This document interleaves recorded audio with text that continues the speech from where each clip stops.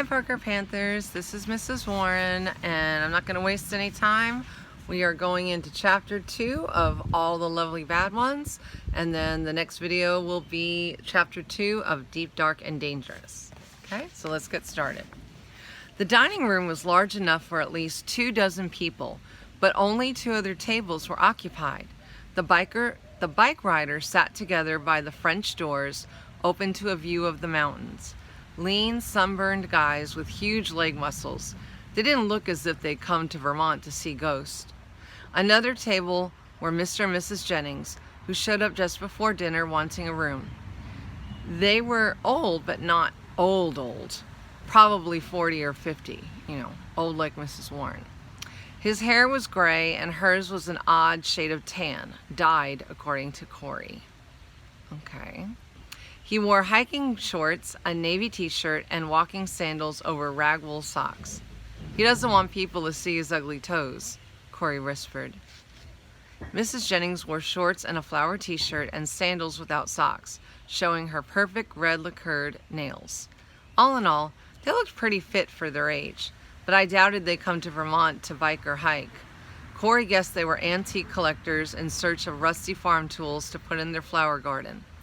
Then we noticed they were reading Haunted Inns of Vermont. Grandmother pointedly ignored their taste in literature, but Corey kicked me under the table to make sure I noticed. As promised, the grim and silent Mrs. Brewster produced a great meal. Spicy chicken served on rice with some vegetables I shoved aside, a basket of freshly baked rolls, and a salad. A blonde with a freckled nose served us. She looked about 16, I thought. Probably in high school. She was really cute, just the kind of girlfriend I hope to have someday. Tracy, Grandmother said, these are my grandchildren, Travis and Corey. They'll be here all summer. Smiling at us, she added, I don't know what I'd do without Tracy. She serves meals, washes dishes, and keeps the inn clean and tidy. You'll love it here. Tracy leaned a little closer to Corey and me. The inn's supposed to be haunted, but so far, I haven't seen a thing. Kind of disappointing, actually. I was hoping to have some scary stories to tell when I go back to school. Grandmother shook her head. I thought you'd have better sense. I know you don't believe in ghosts, Mrs. Donovan, Tracy said, but you can't prove they don't exist. You can't prove they do exist either, Grandmother pointed out. Well, why not give them the benefit of the doubt? Corey asked. It makes things more interesting.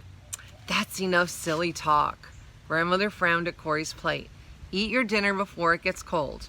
Tracy left to refill the bike riders' water glasses, and I dug into my dinner, washing it down with gallons of iced tea and topping it off with a peach cobbler a la mode, which is basically like a peach pie with ice cream on it. Except for the vegetables, it might have been the best meal I'd ever eaten. Corey ate most of hers, which was amazing. Usually she picks at her food, which drives Mom and Dad insane. If she doesn't eat enough, they worry she's anorexic. If she eats too much, they worry she's bulimic. I think she just likes the attention. After dinner, Grandmother dropped into a rocking chair on the porch and gazed at the mountains. The trees cast long shadows toward the inn. High in the sky, swallows dipped and soared, catching bugs on the fly. The riders sat down nearby and spread out their maps to plan the next day's ride. I say we go this way. After today, the other said, I was hoping to take it easy tomorrow. How about this road along the river? We came up here to get in shape, Tim. As they argued about their route, the screen door opened and Mrs. Jennings stepped out, Haunted Inns of Vermont in her hand. Excuse me, Mrs. Donovan, she said, but my husband and I read about Fox Hill in this book, and we were just wondering. Grandmother smiled and shook her head.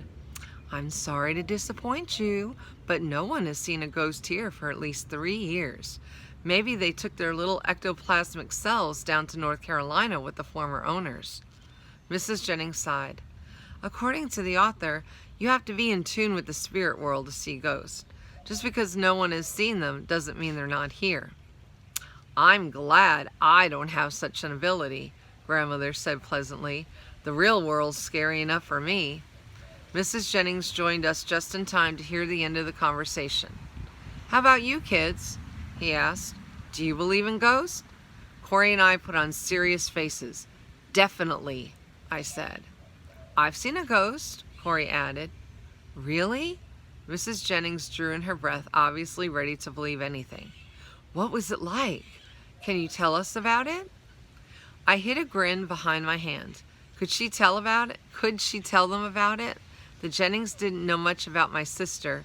The Jennings didn't know how much my sister loved the audience.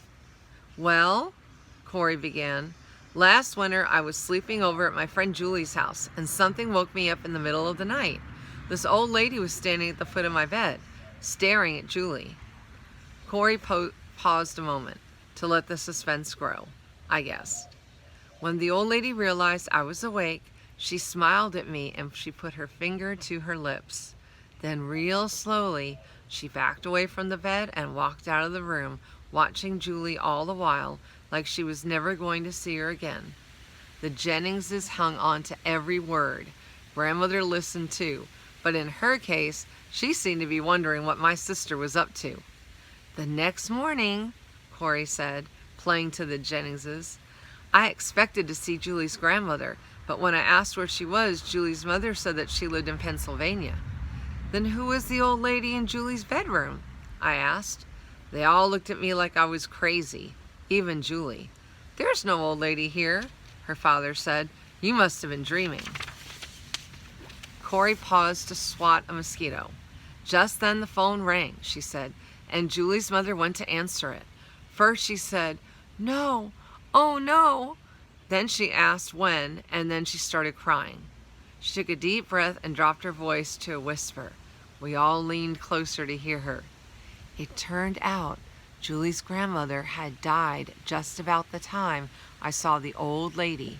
She'd come to say goodbye. Mrs. Jennings grabbed her husband's hands. Ooh, I'm all over goosebumps. Me too, Corey said, rubbing her arms as if she were cold. I can still see that old lady smiling down at Julie. Incidents like that are often reported, Mr. Jennings put in. It's a well-documented phenomenon, the last farewell. Mrs. Jennings turned to grandmother. What do you think now? Surely you believe your own granddaughter. Grandmother was staring at Corey. I must admit, I didn't know she was such a good storyteller. Corey wasn't a good storyteller. She was a brilliant storyteller. No matter what grandmother thought of Julie's grandmother's last farewell, the Jenningses totally believed Corey. In fact, I almost believed her myself. While grandmother rocked silently, the Jenningses told a few ghost stories they'd either read or heard about. Last farewells, phantom limousines on deserted roads, old-fashioned ladies in brown who appeared and disappeared in dark hallways. The bike riders stopped arguing and listened. Tim even threw in a story of mysterious blue lights that hovered over a mountain down south somewhere. His buddy Robert said he didn't believe in that stuff, which earned him a nod of approval from my grandmother. Tracy joined us and claimed her grandfather had seen his dog's ghost at the very spot on the road where he'd been killed by a car, and her sister once visited a friend's house and saw a lady in a long gray dress walk through a wall and vanish. The house was really old, she added, and the people who lived there had seen the ghosts themselves. Gradually, the stories faded away and we sat together silently, each of us thinking our own thoughts. About ghosts, I guessed. Some believing, some not, and some not sure. The moon was almost full, and stars studded the sky. Thousands, maybe millions more than I'd ever seen in New York. It's getting chilly. Mrs. Jennings got to her feet with a shiver and headed for the door with Mr. Jennings behind her. The bike riders yawned and followed the Jenningses. Big day ahead, Robert said. At least 75 miles. Tim groaned. As Tracy started to leave, grandmother asked her to tell Mr. Brewster she needed him. A few moments later, a short bearded man, crossed the lane toward us. For a moment, I thought an ancient garden gnome had come to life, but it turned out to be Mr. Brewster. He wore a frown as permanent as Mrs. Brewster's, made even sterner by his drooping mustache. These are my grandchildren, Corey and Travis, Grandmother told him. They'll be sleeping in the 2 rooms on the first floor in the back. Can you help them with their luggage? Mr. Brewster got our suitcases from the trunk and carried them inside as if they were packed with feathers instead of books and shoes and clothes that weighed a ton. Like Mrs. Brewster, he didn't say a word to anyone, just sort of grunted in acknowledgement of Grandmother's request. Henry's a bit taciturn, Grandmother said, but he totes luggage up and down the steps, fixes everything that breaks, and keeps the grounds in shape. In some ways, the 2 of them run the place. She laughed as if the Brewsters were lovable characters in a sitcom, but I thought it would be annoying to depend on such cranky people. Taciturn. Maybe that means grumpy, or maybe it means to keep to yourself. When they said Henry's a bit taciturn, or taciturn, I think I even need to look up how to say that word. But that's what I'm figuring out from the context it says. Grandmother opened the doors to 2 small, identical... I'm sorry, I skipped some words. Let me go back. We followed her and Mr. Brewster through the kitchen and into an annex built onto the back of the inn. This used to be the servants' quarters, Grandmother said, but the Cornells made it into a modern apartment for themselves. At the end of the hallway, Mr. Brewster set our luggage down and walked away without a word. Grandmother opened the doors to 2 small, identical rooms. I meant to paint the walls and hang new curtains, but somehow I never got around to it. The season started with a dozen bicyclers and then a busload of senior citizens, which was good for business but took all of my time. It's great, I said. A bed, a bureau, a table, a chair, and a lamp. What more do I need? I think a bureau is another word for dresser, which is like a chest of drawers, you know, like where you put your socks and stuff in. Corey nodded. You should see the cabin I had at camp last summer. For 4 bunk beds, 8 girls, and an outhouse a mile away. Grandmother smiled and excused herself. It's been a long day. If you 2 don't mind, I'll go to bed and leave you to unpack. As soon as she left, I followed Corey into her room, almost identical to mine. Where'd you come up with that granny story? I saw it on a TV show about ghosts. The Jenningses really ate it up, didn't they? So what do you think really ate it up means? I'm guessing it means, or I'm thinking it means that they really believed it, like they really wanted to believe it, because it seems like they were interested in ghosts. Are you thinking what I'm thinking? Corey grinned. Ghosts are about to reappear at the inn, she said. In fact, I predict the Jenningses will have their own experience with the supernatural before they leave. They'll go home and tell other people, I said. We'll come to the inn hoping to see ghosts, and they won't be disappointed. Soon Fox Hill will be booked up every night, Corey went on. Grandmother will have to turn people away. They'll camp out in the yard. They'll look in the windows. There'll be a traffic jam from here to Burlington. The Learning Channel will send a team of psychics and ghost hunters. We'll be on the evening news. Anderson Cooper will do a week-long special on CNN. Someone will write a book like the Amityville Horror. It'll be a bestseller. They'll make a movie of it. We'll star in it. Boy, these kids have some good imagination. We'll be famous. By this time, we were shouting and laughing, jumping on Corey's bed. Travis! Grandmother shouted from the doorway. Corey, what on earth is all this ruckus? We tried to stop laughing. We're just fooling around, I said while Corey hiccuped hysterically. Well, please calm down, Grandmother said. You'll disturb the guests. That made Corey and me laugh again. Grandmother had no idea how disturbed the guests were going to be. It's almost 10 and you haven't even started unpacking, she said with a frown. At the risk of sounding like a camp counselor, I suggest you save that task for tomorrow, put on your pajamas, and go to bed. We're sorry, I said, making a real effort to sound sincere, but I hadn't quite gotten the laughter out of my voice. Don't be mad, Corey added, faking much better than I had. We're just so excited to be here.